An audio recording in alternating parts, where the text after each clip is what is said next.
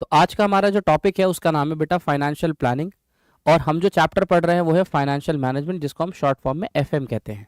तो financial management में तो हम मालियाती एक्टिविटीज जितनी भी होती हैं उनके सारे काम करते हैं, उनका मंसूबा भी बनाते हैं, उनको ऑर्गेनाइज भी करते हैं, उनको डायरेक्शन भी देते हैं, सारे काम करते हैं। लेकिन फाइनेंशियल प्लानिंग जो है वो बेसिकली इसका एक छोटा सा पार्ट है, पार्ट एक हिस्सा है। किसका? फाइनेंशियल मैनेजमेंट का एक छोटा हिस्सा है। कौन? Financial planning. क्या करेंगे इसमें? Financial planning is the process of estimating requirement of funds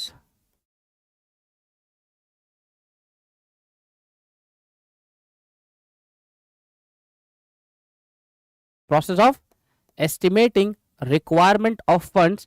financial planning यानी मालियाती मंसूबाबंदी एक प्रोसेस है जिस प्रोसेस के अंदर हमें यह पता लगाना होता है कि पहले यह पता लगाओ कि हमें कितने फंड्स की जरूरत है। हाँ, कितने पैसे की जरूरत है पहले तो यह पता लगाओ। अच्छा, और उसको अवेलेबल कराना।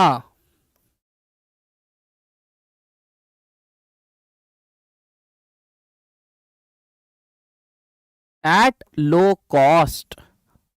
तो पहले ये पता लगाओ, फाइनेंशियल प्लानिंग करके ये पता लगाओ कि हमें कारोबार के लिए कितने पैसों की जरूरत है, और ये पता लगाने के बाद उन फंड्स को अवेलेबल कराओ, उनको अरेंज करो लो कॉस्ट पर, यानी कम से कम लागत पर। इस पूरे प्रोसेस को फाइनेंशियल प्लानिंग कहते हैं। ठीक है जी। तो मालियाती मंसूबाबंदी के अंदर ये चीजें आती हैं। क्या चीजें आती हैं? दो चीजें आती हैं। एक तो एस्टिमेटिंग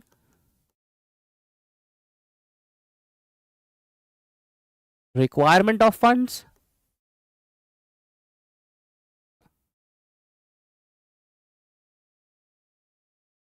ठीक है जी।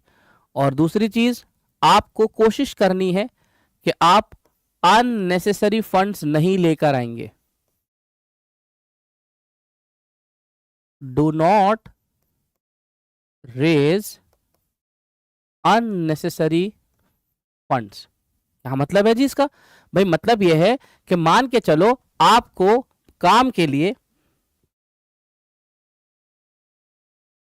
आपको काम के लिए फंड्स की जरूरत थी 200 करोड़ की।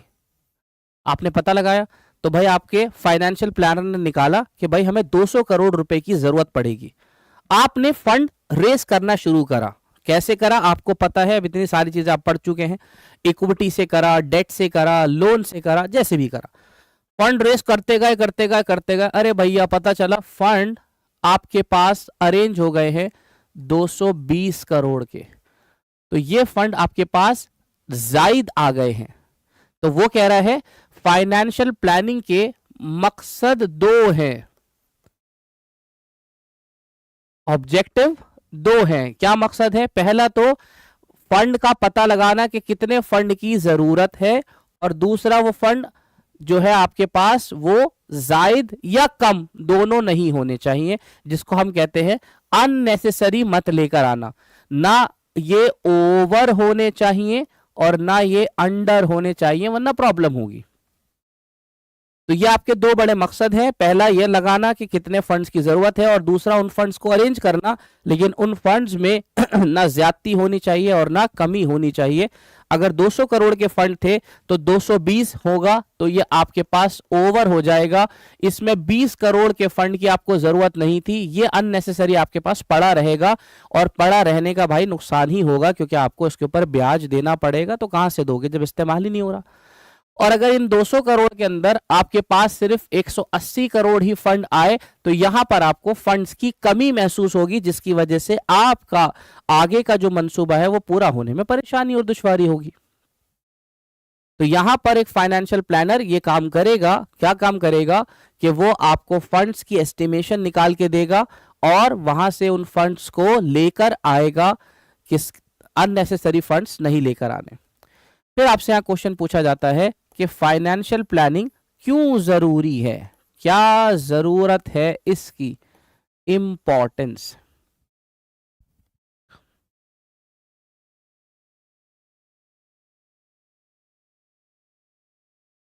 क्यों जरूरी है?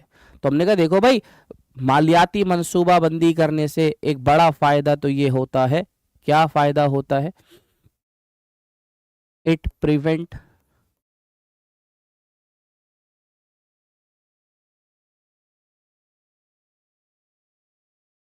From business shocks. बिजनेस में आने वाले उतार चढ़ाव से बचाव के लिए ये मंसूबा बनाना जरूरी है। हाँ, कारोबार के अंदर उतार चढ़ाव होते हैं, ऊंच नीच होती है, तो अगर आप पहले से अपना मालियाती मंसूबा बना के रखेंगे तो उससे आपको इसमें काफी मदद मिलेगी, बचाव रहेगा इस चीज का। अच्छा जी, दूसरा, ये प्लानिंग क्या करती है? It link present with future. ये प्लानिंग आपको आज के, आपके आज को कल से जोड़ती है।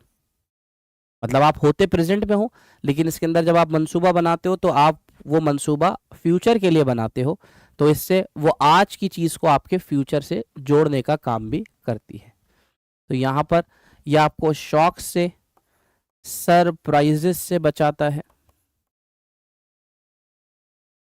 ठीक है जी, यह आपके प्रेजेंट को फ्यूचर से लिंक करने का काम करता है। और क्या करता है फाइनेंशियल प्लानिंग? भाई फाइनेंशियल प्लानिंग के जरिए आप अपने जो फंड्स हैं उनका बेहतर इस्तेमाल कर पाते हैं।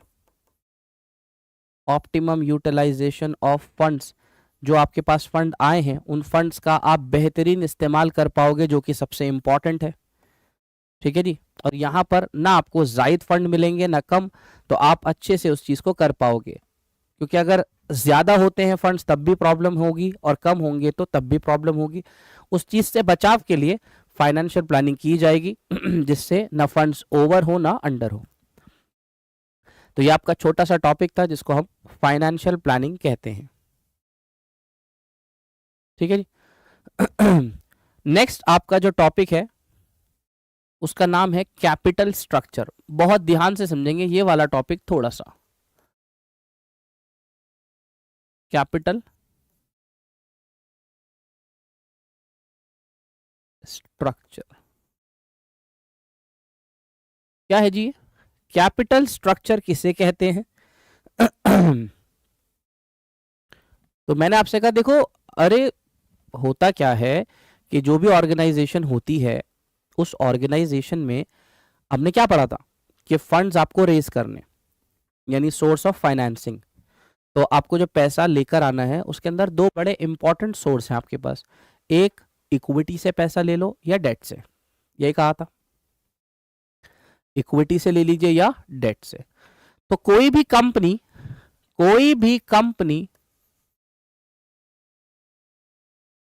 मान लो कंपनी एक्स, इस कंपनी ने जो अपना कुल सरमाया यानी अपना पूरी कैपिटल ली है, उस कैपिटल में से कुछ हिस्सा इसने इक्विटी से लिया है और कुछ हिस्सा इसने डेट से लिया है, यानी कुछ उधार है और कुछ में इसकी हिस्सेदारी है। अच्छा जी, इक्विटी में मान लो इसने 5 लाख रुपीस इक्विटी से लिए हैं, यानी 5 लाख रुपए इक्विटी शेयर्स के जरिए लिए हैं, और 3 लाख रुपए इसने डेट से लिए हैं, यानी कर्जे की शक्ल में, उधार की शक्ल में, जिस पर इसको ब्याज देना पड़ेगा। कुल मिला के इसका सरमाया हो रहा है 8 लाख रुपए, यानी टोटल कंपनी की जो कैपिटल है वो 8 लाख रुपए हो गए मिलाकर। ठीक है जी, तो कैपिटल स्ट्रक्चर हमें क्या बताता है? कैपिटल स्ट्रक्चर हमें बताता है डेट और इक्विटी का रेशियो कितना है। डेट और इक्विटी का रेशियो कितना है, तो ये इसका फॉर्मूला है निकालने का, क्या है? डेट बटा इक्विटी। इस तरह से आप कैपिटल स्ट्रक्चर से निकाल सकते हो।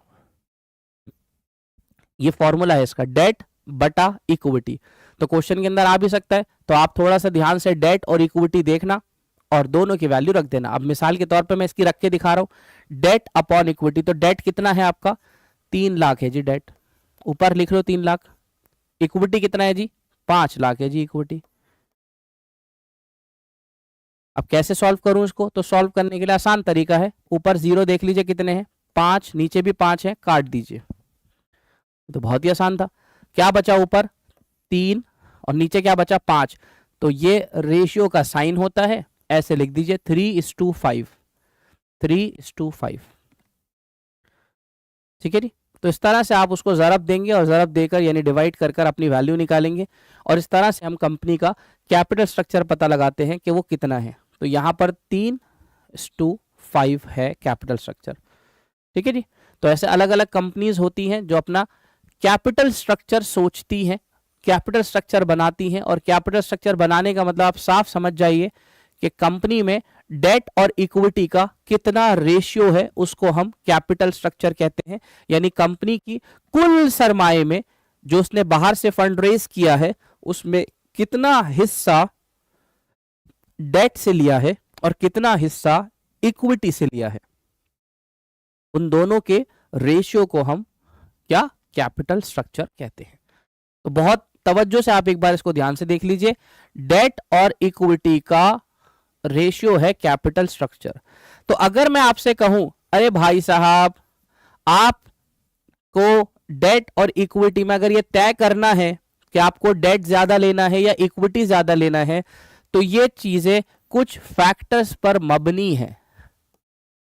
यानी कुछ ऐसी चीजें हैं जो आपको ये डिसीजन लेते हुए कि आपको किस चीज का इस्तेमाल ज्यादा करना है, इक्विटी का ज्यादा करूं या डेट का ज्यादा करूं, इस चीज का डिसीजन लेने के लिए कुछ फैक्टर्स ऐसे होते हैं जो आपके इस डिसीजन को लेने में असरदार होते हैं। हमें उन फैक्टर्स के बारे में बात करनी है। ठीक है, उन फैक्टर्स के बारे में बात करनी है जो कि एक बहुत अहम क्वेश्चन है इस सबक का।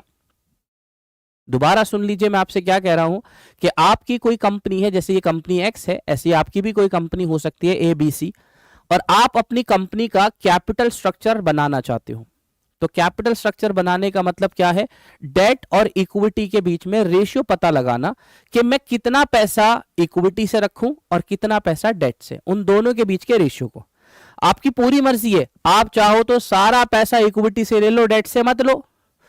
आपकी मर्जी है, सारा पैसा डेट से ले लो, इक्विटी से मत लो। और आपकी मर्जी है दोनों से बराबर लो या कम या ज्यादा लो। तो मैं यही आपसे कह रहा हूं कि ये चीजें तय कैसे होंगी कि मुझे किससे ज्यादा पैसा रेज करना है और किससे कम, उन्हीं को हम कहते हैं फैक्टर्स। तो ये फैक्टर्स हमें बताएंगे कि हमें अपनी कंपनी का कैपिटल स्ट्रक्चर कैसा बनाना चाहिए। तो आइए पहले फैक्टर पे चलते हैं।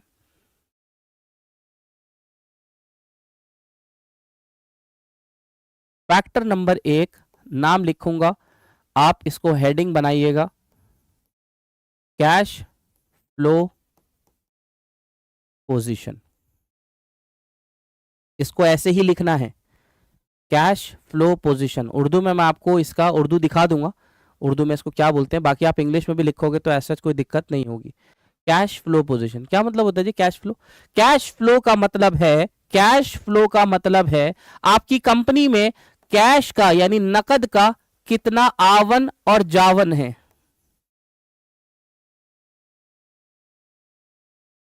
आना और जाना किसका? कैश का। जो उसके लिए क्या अल्फाज लिखेंगे? इन फ्लो एंड आउटफ्लो। कितना कैश आता है और कितना कैश जाता है, कितना पैसा आता है और कितना पैसा जाता है, उस पैसे के आने और जाने को कैश फ्लो पोजीशन कहते हैं। कैश का आना और जाना।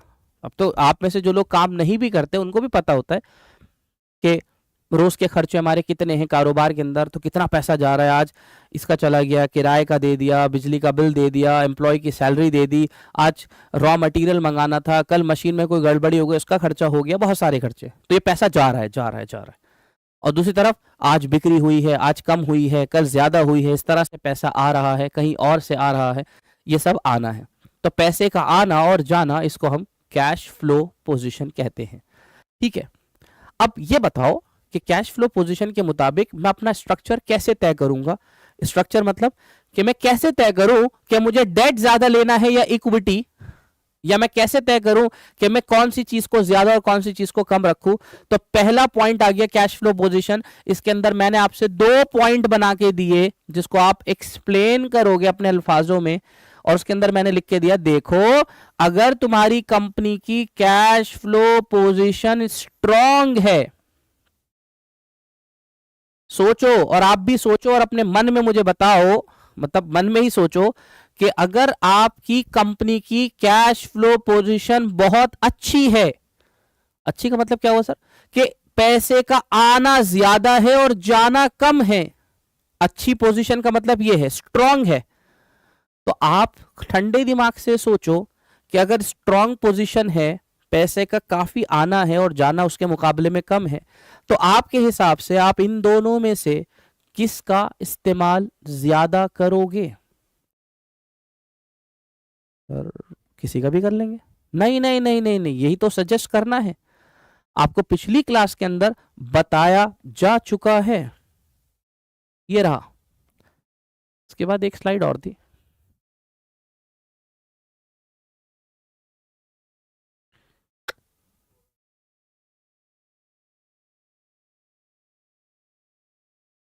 ये रहा, ये वाला चार्ट। अगर आपको कैपिटल स्ट्रक्चर समझना है तो ध्यान रखिए, आपको क्या बताया था, इनमें सस्ती सोर्स कौन है, कंपनी के लिए सस्ता क्या है, डेट, और इसमें कंपनी के लिए रिस्की कौन है, डेट। लो, डेट सस्ता भी था और डेट रिस्की भी था, ये आपको मैंने पिछली क्लास में बताया था। सस्ता है क्योंकि उसके ऊपर हमें कम इंटरेस्ट देना पड़ता है बनिस्बत इक्विटी के। रिस्की क्यों है, रिस्की क्यों है क्योंकि मेरे भाई अगर जो डेट से आपने पेमेंट ली है, जो डेट से आपने पेमेंट ली है, ये पेमेंट आपको रीपे करनी होती है इंटरेस्ट के साथ, तो इसलिए ये आपके लिए रिस्की है। ये आपके लिए क्या है, रिस्की, क्योंकि इसकी पेमेंट आपको कम मैंडेटरी देनी ही देनी है। इक्विटी वालों को पेमेंट मैंडेटरी नहीं है, प्रॉफिट होगा तो दूंगा, नहीं होगा तो नहीं दूंगा, मतलब कम होगा तो कम।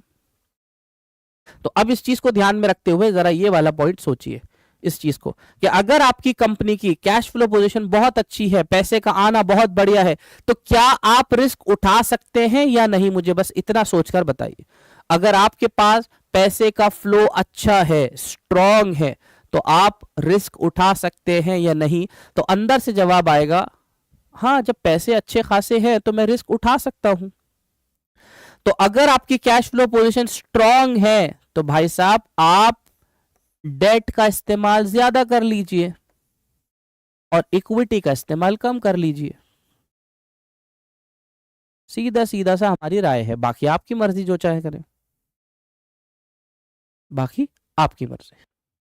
तो अगर आपको लग रहा है आपकी कैश फ्लो पोजीशन अच्छी है, पैसा खूब है, भरपूर आता है, तो भैया फिर आप डेट का इस्तेमाल ज्यादा कर लीजिए, क्योंकि सस्ता है ना ये, और आपको डर भी नहीं होगा। डर क्यों नहीं होगा, जब आपको पता है पैसा अच्छा खासा आ रहा है तो आप पेमेंट टाइम पर कर दोगे। हाँ, लेकिन अगर किसी कंपनी की कैश फ्लो पोजीशन वीक है तो क्या करूं। वीक का मतलब कि पैसे का आना थोड़ा कम है, जाना ज्यादा रहता है, यानी पहले ही कारोबार की हालत थोड़ी सी खस्ता है। तो अगर अब मुझे अपना कैपिटल स्ट्रक्चर बनाना है तो मैं क्या करूं, तो भाई साहब फिर आप रिस्क ना लीजिए, फिर आप ज्यादा पैसा इक्विटी से लीजिए और कम पैसा डेट से लीजिए, क्योंकि ये ज्यादा रिस्की है, आप अभी रिस्क उठाने की कंडीशन में नहीं है, तो डेट कम कर दीजिए और इक्विटी को बढ़ा दीजिए। इस तरह से ये पहला फैक्टर मैंने आपको बताया है। इस तरह से हम और भी 2-4 फैक्टर करेंगे। ध्यान रखिए, फैक्टर के अंदर आपको क्या बताना है कि किस तरह से ये मेरा कैपिटल स्ट्रक्चर तय करने में किस तरह से उसको असर देगा, हाँ किस तरह से उसके ऊपर असरात पड़ेंगे। तो पहला पॉइंट मैंने आपको कैश फ्लो पोजीशन बता दिया कि सबसे ज्यादा हमारे स्ट्रक्चर को तय करने में इसका एक अहम रोल है, जो हमें बताएगा कि हमें क्या चीज ज्यादा और क्या कम लेनी है।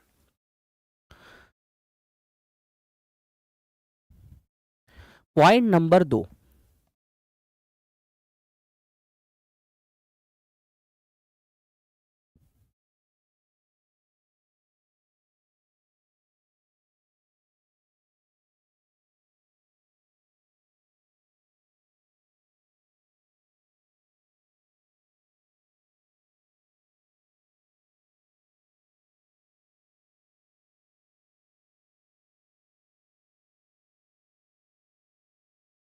Fixed operating cost. अगला पॉइंट जो आपके कैपिटल स्ट्रक्चर को प्रभाव करेगा, असर करेगा, वो क्या है? Fixed operating cost. क्या है जी सर ये? भाई कुछ कंपनी के फिक्स का मतलब समझ रहे हैं, मुतय्यन। ऑपरेटिंग कॉस्ट मतलब उसको चलाने में किए गए खर्चे। तो फिक्स्ड ऑपरेटिंग कॉस्ट मतलब हो गया कारोबार को, बिजनेस को चलाने में किए गए खर्चे। ठीक है जी, बिजनेस को चलाने में किए गए मुतय्यन खर्चे। जैसे मिसाल लो मेरे भाई, सैलरी है, हाँ जी देनी ही देनी है। रेंट है, देना ही देना है। इलेक्ट्रिसिटी बिल है, देना ही देना है। ये काफ़ी मुतय्यन खर्चे हैं, हर महीने आपको इनके पैसे पहले ही निकाल कर रखने पड़ते हैं या इनके लिए अरेंज करने पड़ते हैं। ठीक है, अब ये कैसे तय करेगा जी मेरा कैपिटल स्ट्रक्चर? देखो जी कैसे तय करेगा। यहां पर दो ही चीजें मुमकिन है। क्या मुमकिन है?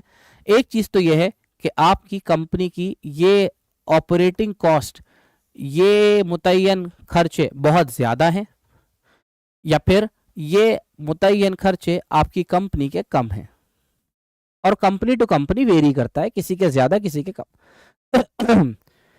तो अब आपको देखना है आपकी कंपनी कैसे। अगर आपकी कंपनी के ये खर्चे पहले ही ज्यादा हैं तो आपके ऊपर तो पहले ही इन खर्चों का बहुत बोझ है, तो आप और बोझ नहीं ले पाओगे। तो आप सोचो ठंडे दिमाग से, जब पहले से ही बोझ ज्यादा है तो इस शक्ल में इक्विटी ज्यादा लेइए और डेट कम। डेट कम क्यों? क्योंकि आप पहले ही ये बहुत ज्यादा खर्चे बेयर कर रहे हो। अगर आपने डेट को बढ़ा दिया ये सोच के कि सस्ता है इसको बढ़ा लो, तो भाई साहब हो सकता है आपके ये खर्चे काफी बढ़ जाएं और आप कल को इसकी पेमेंट ही ना दे पाओ। सोचो इस दिमाग से, इनकी पेमेंट आपको कंपलसरी देनी है, कंपलसरी देनी है।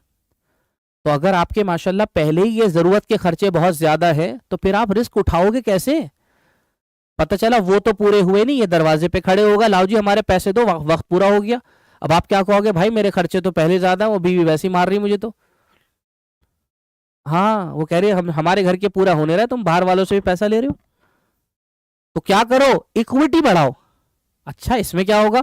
इसमें यह होगा कि अगर ये मेरे खर्चे ज्यादा भी हैं अगर ज्यादा भी हैं और इस बार थोड़ा प्रॉफिट कम भी निकला या नुकसान में भी चला गया, तो ये तो बर्दाश्त करेंगे ना मेरे साथ। ये मेरे गेट पे आएंगे ही नहीं, वहीं रहेंगे अपने घर के पास, वहीं से आवाज लगाएंगे, वहीं से बुरा भला कहेंगे चाहे मुझे कि तुम्हारी कंपनी में पैसा लगाया था, मुनाफा हुआ नहीं, नुकसान हो गया। तो मैं कहूंगा ठीक है भाई अगली बार मत लगाना। ठीक है जी। लेकिन अगर मेरी कंपनी के ये खर्चे कम हैं, बहुत लिमिटेड खर्चे पाल रखे हैं मैंने, ज्यादा ना लोग रखे, अपने आप को मजदूर बना दिया। ठीक है जी, खुद ही सारे काम कर लेता हूं, एक दो लोग अपने हेल्पिंग हैंड में रख लिए, किराया भाड़े का इतना खर्चा ही नहीं है, तो उस केस के अंदर फिर मैं ये कर सकता हूं कि मैं इक्विटी कम करूं और डेट बढ़ा लूं। हाँ फिर मैं ये ढूंढूंगा कि मेरे लिए सस्ता कौन है। तो मुझे याद आया कि डेट सस्ता है, तो मैंने कहा ठीक है रिस्क उठा लेते हैं, कोई बात नहीं, अपने कौन से ज्यादा खर्चे हैं, छोटे मोटे खर्चे हैं, रिस्क उठा सकते हैं। तो यहां पर आप इस तरह से एक एक पॉइंट को सोच कर चलिए कि किस केस में आप ज्यादा रिस्क ले सकते हैं, किस केस में आप कम रिस्क ले सकते हैं। ये सब चीजें आपको पॉइंट के लिहाज से सोचनी है। तो ये मैंने आपको 2 पॉइंट बताए, तीसरा पॉइंट भी देख लीजिए, कंट्रोल कंसीडरेशन। अब ये पॉइंट थोड़ा अलग जा रहा है किसी खर्चे की बात नहीं हो रही, ना पैसे के आने और जाने की बात हो रही है। अरे भाई आप ही से बात हो रही है। कंट्रोल कंसीडरेशन मतलब समझो, अगर मैं आपसे कहूं कि आप चाहते हैं कंपनी का ज्यादा कंट्रोल आपके पास रहे, ज्यादा कंट्रोल आपके पास रहे, तो आप इक्विटी दोगे या डेट दोगे? भाई आपकी कंपनी की जो मालिकाना हक है वो किस में जा रहा है? इक्विटी में जा रहा है जी, डेट में तो नहीं जा रहा। नहीं जी डेट में नहीं जा रहा। आप चाहते हो कि मैं अपनी कंपनी का अपना कंट्रोल ज्यादा रखूं, मैं नहीं देना चाहता दूसरों को ज्यादा कंट्रोल। तो इस शक्ल में अगर आप अपने पास कंट्रोल रखना चाहते हैं तो भाई साहब इक्विटी रखिए कम और डेट रखिए ज्यादा, खत्म बात। आपके पास कंट्रोल ज्यादा रहेगा। हाँ, आप दोगे नहीं दूसरों को मालिकाना हक ज्यादा। लेकिन अगर आप खुद इस चीज पे तैयार हो क्या कि मैं अपना कंट्रोल कम रखना चाहता हूं, मैं चाहता हूं और लोग भी मेरी कंपनी में हिस्सेदार बने, तो इस शक्ल में इक्विटी को बढ़ाइए और डेट को कम करिए।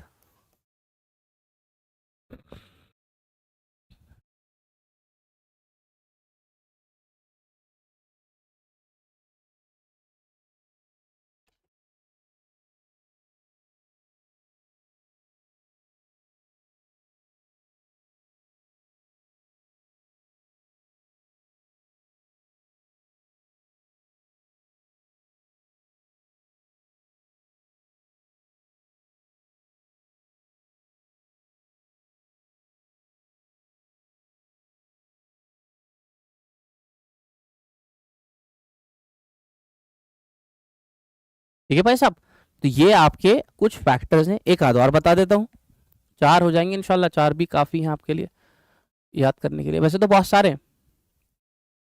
अगला वाला भी मैं आपको बता देता हूं, वो है, कौन सा वाला लूं? आसान सा निकालें कोई, चलो रिस्क लिख लेते हैं, रिस्क। नाम ही जोखिम है इसका, इस फैक्टर का नाम ही जोखिम है भाई, अलग अलग चीजें। अच्छा जी सर, इसमें क्या होगा भाई? सीधी सी बात, आप अपनी सोच पे सोचो, मैं तो कुछ सोचा ही नहीं रहा।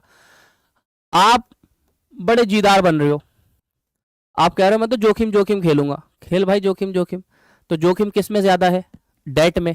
तो अगर तुम खुद ज्यादा रिस्क उठाना चाहते हो तो डेट ज्यादा ले लो और इक्विटी कम कर दो, खत्म बात। हम तो कुछ कह ही नहीं रहे, हम तो कह रहे हैं आपके ऊपर देखो, आपने बचपन से रिस्क उठाना जोखिम खेलना सीखा है, आप कह रहे हो नहीं जी मैं तो जोखिम खेलूंगा, हाँ जोखिम खेलूंगा इंशाल्लाह एक ही बारी में शॉट लग जाएगा, तो आप ले लो जोखिम। तो जोखिम के अंदर आपको डेट ज्यादा रखने हैं, इक्विटी कम, क्योंकि उसके अंदर आपके लिहाज से रिस्क ज्यादा है। और एक दूसरा इंसान है वो कह रहा है भाई साहब जिंदगी में सिर्फ जोखिम ही उठाएं, अब रहम करो हम पे, हम अब जोखिम उठाना ही नहीं चाहते। तो उस सिचुएशन में उस इंसान को चाहिए कि वो इक्विटी से ज्यादा फंड रेस करे और डेट से कम फंड रेस करे, बस। ये मैंने आपको बेइंतहा कोशिश करी है आसान अल्फाजों में समझाने की। ये जो मैंने एरो लगाए हैं और इस तरह से ये जो मैंने ये बनाए हैं ना, अलग अलग किस्म का, आपको पेपर में बनाना नहीं है, बस आपको इनको लिखना है। ये मैंने आपको सिर्फ समझाने के लिए बनाए हैं, बस आपको इनको अपने अल्फाजों की शक्ल देनी है। जैसे एक मिसाल लो, फिक्स ऑपरेटिंग कॉस्ट, अब आपको ये लिखना आ गया, तो आपने पहले हेडिंग बनाई फिक्स ऑपरेटिंग कॉस्ट, ब्रैकेट में आपको उसकी उर्दू अगर आ गई मुतय्यन ऑपरेटिंग खर्चे या मुतय्यन कारोबार को चलाने वाले खर्चे। अब उसके अंदर आपने लिखा कि, आराम से लिखा आपने कि हर कंपनी के अंदर कुछ मुतय्यन खर्चे होते हैं जो उनको देने ही पड़ते हैं, जैसे किराया, जैसे सैलरी, जैसे बिजली का बिल, ये सब चीजें खर्चे याद रखना, खर्चे आएंगे इसमें, ठीक है। फिर आपने कहा देखो अगर कोई कंपनी अपना कैपिटल स्ट्रक्चर तय करना चाहती है तो उसके अंदर ये एक कैपिटल स्ट्रक्चर को असर करने वाला इंपॉर्टेंट फैक्टर है, फैक्टर। अच्छा जी, अब आपने बताया पहला पॉइंट, जिस कंपनी की ऑपरेटिंग कॉस्ट ज्यादा होती है उसको चाहिए कि वो इक्विटी से ज्यादा फंड ले और डेट से कम फंड ले। पॉइंट नंबर दो, जिस कंपनी के ऑपरेटिंग खर्चे कम होते हैं उनको चाहिए कि इक्विटी से कम फंड रेज करें और डेट से ज्यादा। इस तरह से आप अपनी बात को लिखेंगे तो इंशाल्लाह बात सही से उस तक पहुंच जाएगी और इस तरह हो जाएगा। मैंने इसलिए आपको बिल्कुल शॉर्ट शॉर्ट में लिख के दिए हैं, लेकिन प्लीज आप ऐसे ही बनाकर मत आइएगा, वरना फिर क्या होगा, वो होगा बड़ा क्वेश्चन, आपको एक आध नंबर देके वो छोड़ देगा, क्योंकि उसको दरअसल पैराग्राफ में चाहिए। ठीक है जी, मैंने आपको पैराग्राफ इसलिए नहीं लिखवाया कि अगर आपको ये चीज भी याद रही तो आप इसको अपने अल्फाजों में लिख सको।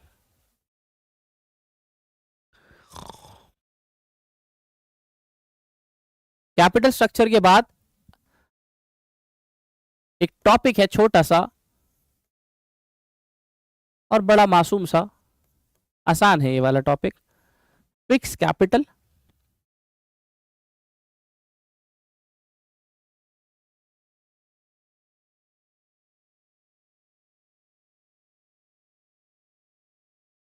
Working capital.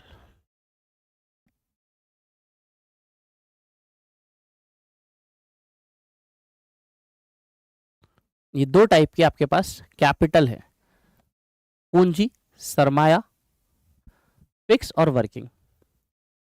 तो आप ध्यान रखेंगे कि फिक्स कैपिटल किसको कहेंगे और वर्किंग कैपिटल।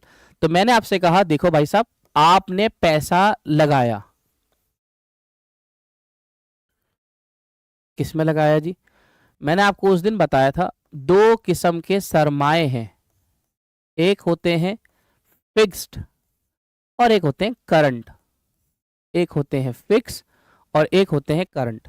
तो अगर आपने अपना पैसा अपने फिक्स्ड सरमायों में लगाया है, जिसके अंदर जमीन, जिसके अंदर मशीन, जिसके अंदर बिल्डिंग, ये सब चीजें दाखिल होती हैं, जो कैसी होती हैं, लॉन्ग टर्म के लिए होती हैं, लंबे वक्त के लिए होती हैं। तो अगर आपने अपना पैसा फिक्स एसेट में लगाया है तो इस पैसे को कहेंगे फिक्स कैपिटल। सीधी सी बात। जैसे मैंने ये पैसा किस में लगाया होगा सर? जैसे आपने ये पैसा एक जमीन खरीदने में लगाया, तो ये जमीन आपके लिए फिक्स कैपिटल कहलाएगी। जैसे आपने अपना पैसा एक बिल्डिंग खरीदने में लगाया, तो ये पैसा आपका कहलाएगा फिक्स कैपिटल। जैसे आपने अपना पैसा मशीन के लिए लगाया, ये पैसा आपके लिए कहलाएगा फिक्स कैपिटल। तो जब आपके पास कुल पैसा आता है तो आप उसमें तय करते हो कि मुझे इनमें से कितना पैसा फिक्स में लगाना है, ठीक है ना? जैसे आपकी क्लास ही चल रही है, तो क्लास के अंदर आपको कुछ फिक्स्ड एसेट मुतय्यन करने पड़ेंगे या सोचना पड़ेगा, जिसके अंदर आपकी ये आ गई, चरपाई आ गई, डेस्क आ गई, ठीक है जी, आपके पास पंखा आ गया, आपका कमरा आ गया, ये सब आपके फिक्स कैपिटल कहलाएंगे। ठीक है जी, ये तो बहुत आसान हो गया। वर्किंग कैपिटल, इस क्लास को चलाने के लिए जो खर्चे किए जाएंगे वो खर्चे जो है वर्किंग कैपिटल है। एक्सपेंसेस ऑन, अब उन एसेट का नाम क्या है? उन एसेट को कहते हैं करंट, यानी चालू सरमाया, करंट एसेट। इसको कहते हैं फिक्स्ड, उसको कहते हैं करंट। करंट मतलब चालू। तो आपके खर्चे जो करंट एसेट्स में होंगे वो सब आपके लिए क्या कहलाएंगे? वर्किंग। नाम से पता चल रहा है वो पैसा जो उसको चलाने के लिए चाहिए। जैसे मुझे क्या चाहिए होगा? जैसे मुझे रोज की क्लास के लिए कॉपी, पेन, पेंसिल, इरेजर और शार्पनर चाहिए। कच्चा माल आ गया, स्टॉक, समझते हो ना आप? स्टॉक। वर्किंग कैपिटल में और क्या लेकर आऊंगा मैं? भैया पंखा तो खरीद लिया, पंखा फिक्स कैपिटल है, पंखे को चलाने के लिए बिजली चाहिए और बिजली का खर्चा मेरे लिए वर्किंग है। वो फिक्स नहीं है। हाँ, पंखा जो खरीदा है वो फिक्स है, वो आपके लिए एक बड़ा एसेट है। अब उसको चलाने के लिए खर्चा होगा। अच्छा, कभी कभार उसमें टू टू टू टू की आवाज भी आएगी, उसके लिए आपको इलेक्ट्रिशियन बुलाना पड़ेगा। वो आपको आके कहेगा भाई साहब कितना चलाते हो, उसके बेयरिंग घीस दिया आपने, अब उसके बेयरिंग चेंज होंगे, उसके पंखड़ी मोड़ दी किसी दिन, वो पंखड़ी चेंज होगी। अब ये जो ऊपर के खर्चे हैं वो सब इसके अंदर दाखिल हैं। चलो जी, तो आसान हो गया। अब आसानी के साथ साथ इसका लास्ट टॉपिक करा देते हैं आपको, वो और आसान हो जाएगा। बहुत आसान है, आप में से ही जवाब दे पाएंगे लोग बहुत आसान से। क्या? ये वाली कैपिटल तय करने में कौन कौन से फैक्टर इसको अफेक्ट करेंगे, असर करेंगे? भाई आप ही है ना? आप में, मैंने आपके हाथ में 10 करोड़ दे दिया, उन्होंने कहा रखो यार, आपस की बात है हमारी। 10 करोड़ में से अब आपसे मैंने कहा आपको ये तय करना है कितना पैसा इस वाली कैपिटल के लिए और कितना पैसा इस वाली कैपिटल के लिए रखना है। तो मैं वही कह रहा हूं कि उन 10 करोड़ में आप कैसे तय करोगे कि कितना इसके लिए रखूं और कितना इसके लिए? कौन सी चीजें हैं जो हमारे इस डिसीजन को लेने में असर करेंगी? तो मैंने सबसे पहले तुमसे कहा देखो, पहला फैक्टर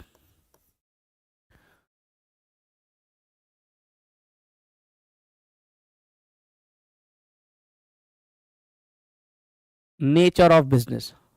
नेचर ऑफ बिजनेस, आपके कारोबार का नेचर। पहले ये बताओ तो सही, 10 करोड़ तो मैंने दे दिए तुम्हारे हाथ में, पहले ये बताओ कि कारोबार करना क्या चाहते हो। पहला क्वेश्चन तो ये बनेगा। फिर मैं बताऊंगा इस लिहाज से कि तुम्हें ये वाली कैपिटल ज्यादा चाहिए या कम। तो मैंने तुमसे पूछा, तुमने कहा वही जो सब करते हैं। वही क्या, मैन्युफैक्चरर बनोगे, सामान बनाओगे, या ट्रेडर बनोगे, पहुंचाओगे। हाँ, मैन्युफैक्चरर बनोगे यानी खुद सामान बनाओगे, कच्चा माल लाए उसको तब्दील करोगे पूरा प्रोसेसिंग करके, प्रोड्यूसर बनोगे, या ट्रेडर बनोगे। ट्रेडर मतलब सामान पीछे से खरीदोगे और आगे बेचोगे कुछ पैसे जेब में रखकर, ठीक है नी, जैसे मिडिलमैन की तरह। तो पीछे मार्केट से जाके सामान खरीद के लेकर आए और सामान खरीद के लाकर 20 रुपए, 25 रुपए, 50 रुपए एक पीस पर रखे और आगे ग्राहकों को या दुकानों को बेच दिया। ठंडे दिमाग से बताओ, इस वाली कैपिटल की बात हो रही है।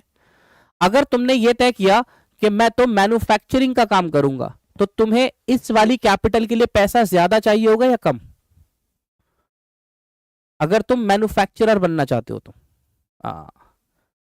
सोचो, सामानों का प्रोडक्शन करना चाहते हो तुम, तो तुम्हें फिक्स कैपिटल की ज्यादा जरूरत पड़ेगी या कम?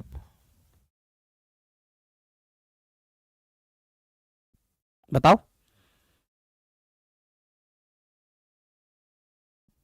हाँ, अनम्यूट तो करो। ये वाला हम 2 वे लेके चलेंगे, इसको थोड़ा जल्दी इस तरह से ही करेंगे। हाँ, ज्यादा या कम? सीधा है सर। देखो, मैन्युफैक्चरिंग क्या समझ रहे हो आप, इतना आसान थोड़ी है। पहले मेरे को एक जगह खरीदनी पड़ेगी, जमीन आ गई, फिर इसके ऊपर पूरी बिल्डिंग बनानी पड़ेगी, बिल्डिंग के साथ मशीन लानी पड़ेगी, तो मुझे उसके लिए बहुत पैसे की जरूरत पड़ेगी।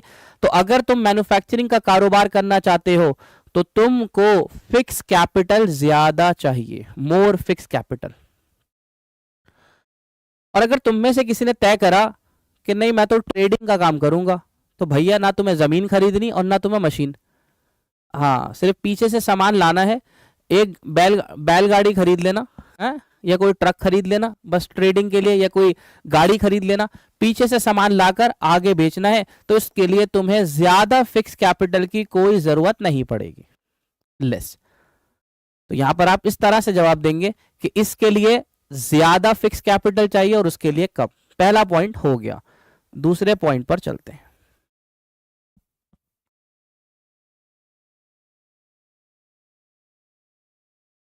क्या है जी दूसरा पॉइंट? आसान सा पॉइंट लेंगे, स्केल ऑफ ऑपरेशन। आप जो अपना कारोबार करना चाहते हो, हाँ ये तो तय कर लिया कौन सा करना चाहते हो, अभी तो बताओ इसका पैमाना कैसा रखोगे। पैमाना कैसा रखूं मतलब, भैया बड़े पैमाने पर काम करोगे या छोटे पैमाने पे काम करोगे? हाँ, गली गली में बेचोगे, मोहल्ले में बेचोगे, जिले में बेचोगे, शहर में बेचोगे, गांव में बेचोगे, भारत में बेचोगे, भारत के बाहर बेचोगे, कहां कहां बेचोगे? तो सरमाया उसी के हिसाब से होगा, जैसा पैमाना होगा। तो अगर तुम में से कोई बड़े पैमाने पर काम करना चाहता है तो भाई साहब उसको तो फिर फिक्स कैपिटल ज्यादा ही चाहिए होगी। आसान थोड़ी है, आप क्या सोच रहे हो? अगर आप चाह रहे हो कि मैं पूरा इंडिया कवर करूं, तो पूरा इंडिया कवर करने के लिए मेरे भाई कम से कम 4 से 5 स्टेट के अंदर तो तुम्हारी यूनिट होनी चाहिए। अब ये थोड़ी है कि तुम दिल्ली में सामान बना रहे हो तो तुम कह रहे हो दिल्ली से ही मैं केरला भेजूंगा और दिल्ली से ही जम्मू कश्मीर भेजूंगा, ऐसे तो बहुत ज्यादा ट्रांसपोर्टेशन कॉस्ट आएगी। तो तुम्हें 3-4 जगह पर तो अपने प्लांट्स लगाने पड़ेंगे जो 3-4 स्टेट को जोड़ेंगे, जहां से तुम्हारी ट्रांसपोर्टेशन कम हो और जल्दी जल्दी सामान लोगों तक पहुंचे। तो उसके लिए भाई साहब फिक्स कैपिटल ज्यादा। आप में से कह रहे नहीं जी नहीं, हमें ना करना ज्यादा वादा, हम तो छोटे पे ही खुश हैं, छोटा सा बनाएंगे, अपने जिले के लोगों के लिए बनाएंगे या अपने गांव के लोगों के लिए, ज्यादा हमें बाहर जाना ही नहीं है। तो भाई साहब फिर आपको ज्यादा फिक्स कैपिटल की जरूरत भी नहीं है, सीधी सी बात। हाँ, जब सरमाया पैमाना ही छोटा है तो पैमाने के लिए उसी हिसाब से आपको पैसे की भी जरूरत कम ही पड़ेगी। अच्छा, तीसरा पॉइंट,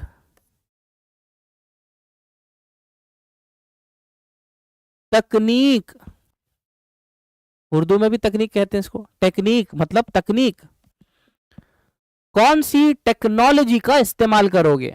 वही जापान से मंगवाएंगे हम तो, बढ़िया सी मशीन, शू शू शू वाली खतरनाक, वो नहीं, तकनीक का मतलब यह है कि पहले अपनी टेक्नोलॉजी का चुनाव कर लीजिए। मतलब यह है कि पूरे वर्ल्ड में दो किस्म की तकनीक का इस्तेमाल होता है, पूरे वर्ल्ड में। हाँ, नाम पड़ गया लेबर टेक्निक और दूसरे का पड़ गया कैपिटल टेक्निक। अब ये क्या चीज आ गई भाई, पूरे वर्ल्ड में दो तरीके की तकनीकें इस्तेमाल की जाती हैं। आप बता दोगे देखो अभी 2 मिनट में। लेबर तकनीक कौन सी है जी? ये वो टेक्नोलॉजी है जिसमें लोग ज्यादा होते हैं, मशीन कम होती हैं। लोग ज्यादा और मशीन का इस्तेमाल कम। ठीक है, मिसाल दे दो। ठेला देखा है? ठेला, सीसॉ वाला ठेला जो होता है, एक पूरा पट्टा होता है, उसमें दो टायर लगे होते हैं, लेफ्ट साइड पे और राइट साइड पे। दिखाओ सीसॉ वाला ठेला। अमूमन हमारे शहरों में तो खूब अभी भी चलता है। वो पतला लकड़ी का होता है, इतना बड़ा, उसमें सिर्फ 2 टायर होते हैं छोटे छोटे से। एक भाई साहब उसको आगे इस तरह से लेके घसीट रहा होता है, एक पीछे लगा हुआ होता है और 2 साइडों में। ठेला एक होता है और 4 लोग उसको लेके चल रहे होते हैं। 2 साइडों में इसलिए होते हैं कि जैसे ही गड्ढा आएगा तो उसका काम होगा टायर में से थोड़ा सपोर्ट देके गड्ढे से निकालना, क्योंकि उसके अंदर जो है शॉकर तो होते नहीं है जैसे गाड़ियों में होते। गड्ढे में गए तो चल गए, तो उनके 2 शॉकर वो लगे होते हैं। उन 2 लोगों का काम होता है शॉकर बनना। एक होता है पीछे की तरफ, पीछे वाले का क्या काम है? कभी भी इमरजेंसी हो सकती है। मैंने तो बहुत बार किया, अफसोस भी हुआ बहुत बार। अमूमन ये ठेला लेकर आ रहे हो ढलान की तरफ, बस आप भूले से अपनी गाड़ी या स्कूटी इनके सामने ले आओ, इनको इमरजेंसी ब्रेक लगाने पड़ते हैं। इमरजेंसी ब्रेक इनके क्या होते हैं? आगे वाला पीछे वाला छोड़ देगा, वो आगे वाला लटक जाएगा हवा में, क्योंकि सारा वजन पीछे की तरफ होता है। ये उनके इमरजेंसी ब्रेक होते हैं, क्योंकि उससे ब्रेक लगेगा नहीं। उसको पता है या तो मैं भाई साहब को उड़ा दूंगा या भाई साहब मुझे उड़ा देंगे। तो अब वो क्या करेगा? पीछे वाला हाथ छोड़ देगा, वो हवा में टक जाएंगे। ओ, हो गए, ब्रेक लग गए। फिर वो पीछे वाले भाई साहब फिर दबाव देंगे और वो ठेला नीचे आएगा, बेचारे फिर चलाएंगे। इस तरह से एक ठेले को 4-4 लोग घसीट रहे होते हैं। ये एक तरीके से लेबर टेक्निक का इस्तेमाल हो गया। हमारे कारखानों में लेबर टेक्निक का इस्तेमाल होता है। मशीन छोटी सी होती है, हाथ की बुनाई का काम, सिलाई का काम, छपाई का काम, चिपकाई का काम, ये सारे लोग कर रहे होते हैं। समझ रहे हैं मेरी बात? आटा, रोटी बनानी है आपको, रोटी बनानी है। रोटी का तरीका ये, आपने 3 लोगों को लगाया, एक आटा कूटेगा, दूसरा उसका पेड़ा बनाएगा और तीसरा उसको तवे पे रखेगा। 3 लोग हो गए और इस्तेमाल हो रहा है सिर्फ एक तवे का। तो लोग ज्यादा है, मशीन का इस्तेमाल कम है। जापानी और चाइनीज ने निकाल दी रोटी की। वो कह रहा है कुछ भी ना करो, हट जाओ, परे हट जाओ, एक आदमी खड़ा करो सिर्फ जो ऑन और ऑफ का बटन दबाएगा। आटा डाला पहले वाले स्टोर के अंदर, पहले वाली स्टेज में, ऑन का बटन दबाया, आटा मिला, आटे से पेड़े बने। खुद ही बना रहा है पेड़े भी वो। पेड़े बने, पेड़ा रोटी की शक्ल में छोटा छोटा आया। उसके बाद उसकी सिकाई हुई और सिकाई होकर रोटी बकायदा आपके पैकेट में गिर रही है। ये दूसरा तरीका है। लोग है ही नहीं, एक आदमी ऑपरेटर चाहिए बस, जो सिर्फ बेचारा ऑन ऑफ कर ले या थोड़ी निगरानी कर ले, बाकी सारा काम मशीन करेगी। इसको कहेंगे कैपिटल टेक्निक। लोगों का इस्तेमाल कम है और मशीन का इस्तेमाल ज्यादा है। ये स्लाइड ऊपर नीचे नहीं होगी ना, तो इसमें यहां लिख लीजिए मोर मशीन और लेस लेबर। तो दोनों ही मिसाल मैंने आपको बता दी, आपके सामने ही है। जितने भी विकसित देश हैं, डेवलप कंट्रीज हैं, वो ज्यादातर कैपिटल टेक्निक का इस्तेमाल करते हैं, क्योंकि एक वजह तो साफ है, उनके ममालिक में पहले तो लोग ही कम हैं। ठीक है जी। अब जब घर में लोग ही कम है तो सीधी सी बात है ना, काम करने के लिए आप मशीन का इस्तेमाल ज्यादा कर सकते हो। और मशीन के इस्तेमाल से एक बेनिफिट और भी है, कहीं ना कहीं देखा जाए तो। वो बेनिफिट क्या है? 24 घंटे इस्तेमाल कर सकते हो। ठीक है जी, अपनी कन्वीनियंस के हिसाब से इस्तेमाल कर सकते हो। बारिश, जाड़ा, सूखा, कोई फर्क नहीं पड़ेगा इस बेचारी को, घसीटे चले जाओ गरीब को। यहाँ लोगों के साथ दिक्कत है, जुकाम, सर्दी, खांसी सब हो सकता है। मतलब कुछ चीजें तो ऐसी हैं जो ह्यूमन ही करते हैं, मशीन नहीं कर सकती, वो बात हकीकत है। लेकिन काफी जगहों पर उसकी रिप्लेसमेंट ढूंढी जा रही है। तो उसमें हुआ क्या कि आपने जो डेवलप्ड यानी विकसित देश हैं वो ज्यादातर कैपिटल टेक्निक का इस्तेमाल करते हैं। उसकी वजह क्या है? प्रोडक्शन ज्यादा होती है, तेज होती है। ठीक है जी, टाइम कम कंज्यूम होता है और बाहर वाले टाइम की बड़ी कीमत समझते हैं। हमारे यहाँ ना हो, उनके यहाँ बहुत है। हमारे तो अरे एक पेड़ के नीचे बैठे बैठे 4 साल गुजार दिए उसने, इतने में तो बीए हो जाता बेचारे का। लेकिन वो 4 साल सिर्फ ये सोचता रहा कुछ करूं या नहीं करूं, तो रोज ये सोचता था। तो ऐसे हमारे टाइम बहुत ज्यादा है। तो वो लोग टाइम की बड़ी अहमियत समझते हैं, जो हमें भी समझनी चाहिए। तो वो कैपिटल टेक्निक का इस्तेमाल ज्यादा करते हैं। अब आपके पास क्वेश्चन आ गया, क्या आ गया जी? आप अपनी तकनीक बताओ जी।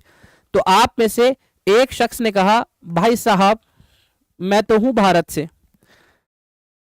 मैं तो करूंगा लेबर तकनीक का इस्तेमाल। सुन लो साफ, तो अगर तुम लेबर टेक्निक का इस्तेमाल कर रहे हो तो भाई साहब इसमें मशीन की जरूरत तो कम है। जब मशीन की जरूरत कम है तो इस वाले पैसे की जरूरत भी कम पड़ेगी।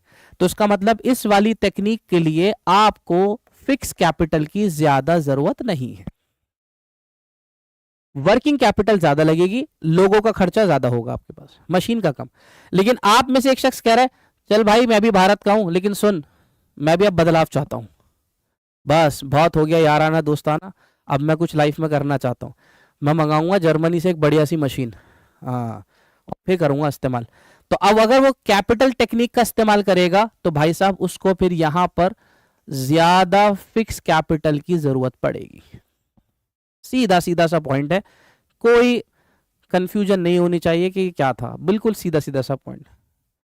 तो इस तरह से ये 3 पॉइंट आपके यहाँ हो गए हैं। एक और बता के इसको पूरा कर देते हैं, 4 बहुत रहेंगे आपके लिए। आसान सा पॉइंट ले लेते हैं फिक्स कैपिटल के लिए।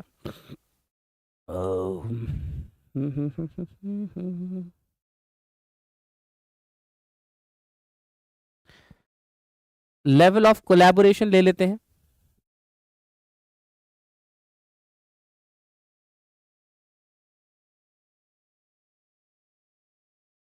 ये क्या है जी? भाई कोलैबोरेशन तो आपको पता ही है, दो से ज्यादा कंपनी आपस में मिल गई, कोलैबोरेट हो गई।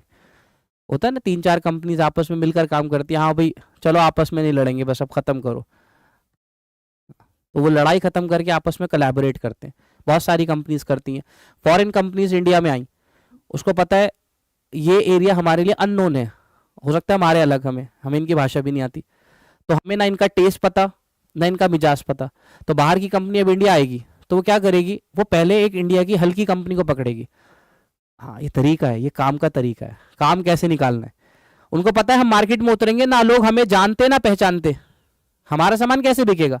तो वो इंडिया के अंदर आए, उन्होंने सर्च करा, हाँ जी तुम, अबे ये भाई बड़ी हल्की कंपनी है, क्या है इसके पास, इसके पास कस्टमर है, लेकिन तो ऐसा करो इससे लो कस्टमर और हम लेकर आए हैं तकनीक, मिलके काम करेंगे।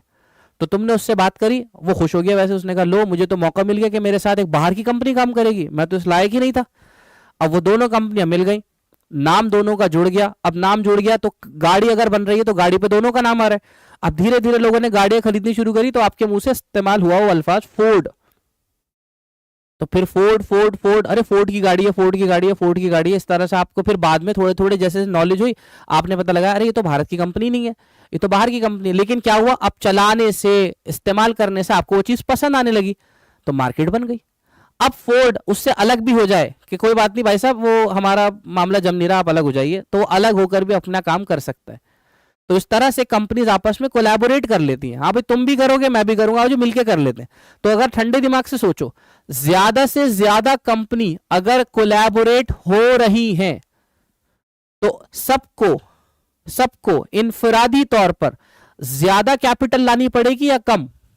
अगर 2-3 कंपनीज आपस में मिल रही हैं, उनका सरमाया जुड़ गया ना एक साथ, तो अब हर किसी को फिक्स कैपिटल ज्यादा लानी पड़ेगी तो या कम। तो आप यहां पर लिखेंगे कम। अरे कम क्यों, क्योंकि 2-3 लोग मिल गए ना, अब थोड़ा तुम लाओ थोड़ा तुम लाओ थोड़ा तुम लाओ, काम हो जाएगा। और अगर कंपनीज आपस में कोलैबोरेट नहीं कर रही, वो कह रहे हैं जी नहीं हमें पसंद नहीं है, हम तो अकेले ही शेयर बन के रहते हैं, हमें पसंद ही नहीं है, तो अगर आप कोलैबोरेट नहीं करोगे तो आपको इनफरादी तौर पर वो ज्यादा लाना पड़ेगा।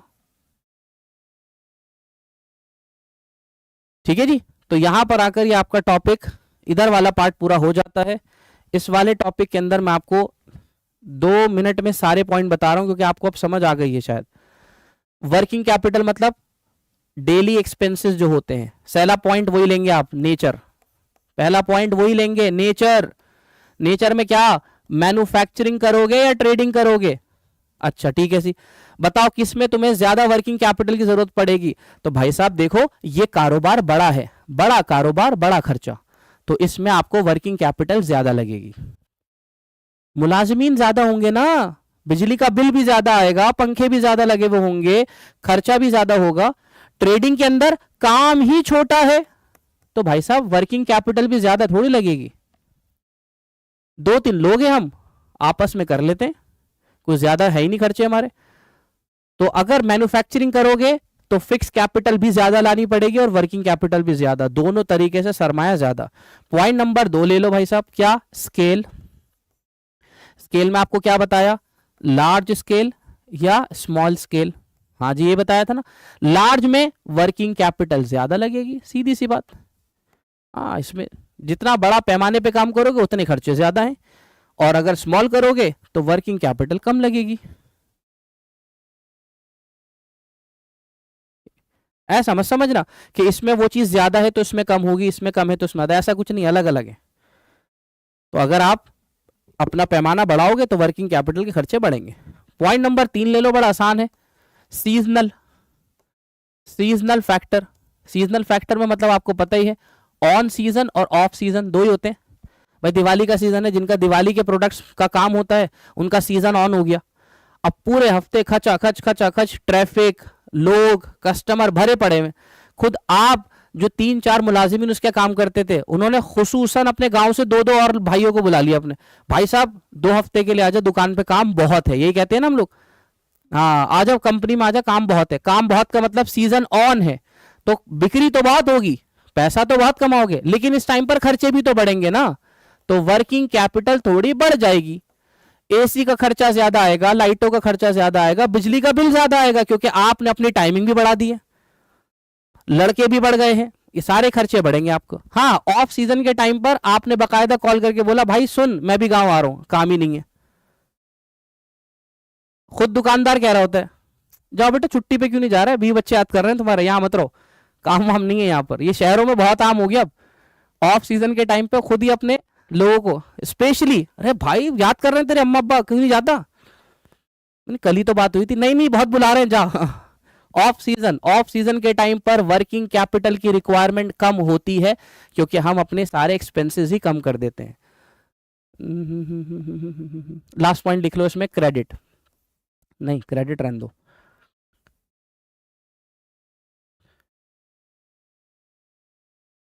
लास्ट पॉइंट आप लिख लो, बिजनेस साइकिल।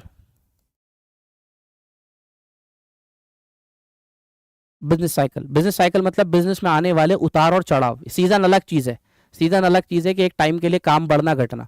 बिजनेस साइकिल मतलब बिजनेस में आने वाले उतार चढ़ाव। तो उतार और चढ़ाव के 2 नाम हैं। जब तेजी आती है तो उसको बूम कहते हैं, बूम। बूम का मतलब होता है तेजी आना। और एक चीज याद रखिएगा, तेजी जब आती है तो महंगाई बहुत होती है, तेजी जब आती है तो महंगाई बहुत होती है। इस टाइम पर आपकी वर्किंग कैपिटल काफी बढ़ जाती है, काम तो बढ़ता है, खर्चे भी बहुत बढ़ते हैं। दूसरा जो होता है वो होता है ठंडा टाइम। ठंडा टाइम मतलब जिसको हिंदी में कहते हैं मंदी और इंग्लिश में कहते हैं रिसेशन। रिसेशन, मंदी, काम बड़ा मंदा है भाई, उठ के नहीं दे रहा, मंदा चल रहा है बहुत, तो इस टाइम पर काम भी नहीं होता और वर्किंग कैपिटल भी ज्यादा नहीं चाहिए होती। तो इस तरह से 4-4 फैक्टर आपके इसके हो गए हैं। मैंने कोशिश करी है कि मैं आपको आसान वाले बताऊं। देखिए, इनको अल्फाजों में लिखना है, इसको मत भूलिएगा। आपने अपनी कॉपी में पक्का, मुझे पता है, नोट कर लिया है, लेकिन इनको पेपर में अल्फाजों की शक्ल में ही लिखना है। कभी आपको ये आदत हो जाए कि हम इसको ऐसे ही लिखें तो वो गड़बड़ी हो जाएगी। तो ये वाला सबक हमारा अल्हम्दुलिल्लाह मुकम्मल हो गया है। चंद सबक हमारे दूर है, ठीक है जी। थोड़ा सा तैयारी को आप ज़रा टाइट रखें, इंशाल्लाह ये सबक भी अपने पूरे कर लेंगे। वैसे हमने इतना सबक कर लिया है कि आप आराम से अपना पासिंग क्राइटेरिया निकाल सकते हो। मैं आपको इसलिए बता रहा हूँ, मतलब होशियारी वाली बात बता रहा हूँ कि ऐसा नहीं हो कि भाई हमारा सिलेबस पूरा नहीं हुआ, वो तो ठीक है, 2-3 सबक बचे, लेकिन इतना हो गया है कि आप आराम से अपना पेपर निकाल सकते हो, ठीक है जी। तो थोड़ी सी अपनी तैयारी को चालू रखो, इंशाल्लाह नेक्स्ट क्लास में मुलाकात करेंगे। अस्सलामु अलैकुम वरहमतुल्लाहि वबरकातुहू।